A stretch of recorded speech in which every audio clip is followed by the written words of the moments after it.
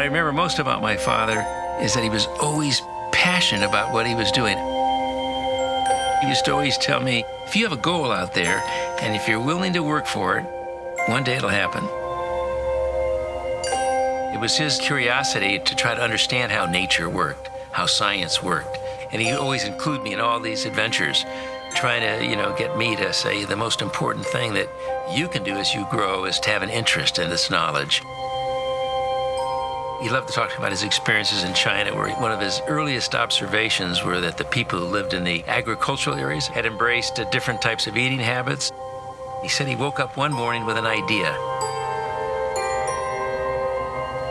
He realized intuitively the power of the plant-based diet when he saw that the people who existed on a diet that was primarily fruit and vegetables were healthier than the people who lived in the big cities.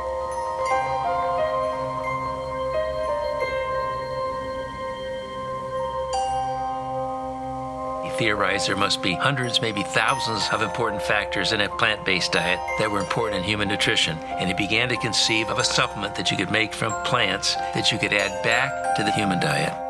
And then he came back to the United States in 1927, and 7 years later introduced Nutrilite into the marketplace.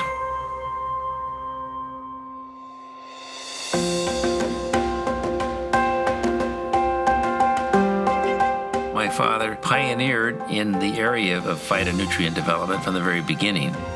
He was always working on experiments, trying to figure out ways to share it with other people. I think it was born out of his desire to help people. He did these simple little experiments with plant materials, and he saw these colors showing up in a chromatographic column.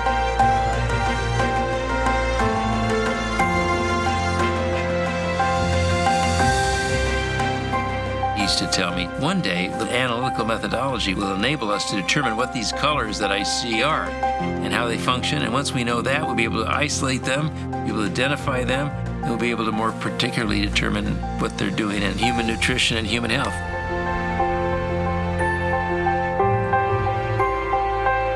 I think we've come a long way in discovering what nature holds, but we have a long way to go. I think we haven't scratched the surface. My dad would say we haven't even scratched the scratch. His thoughts way back then were very far-sighted, and now we're beginning to realize he was spot on. We've got to take responsibility for ourselves, our own health, the health of the environment, if we're going to protect and strengthen our society for the future.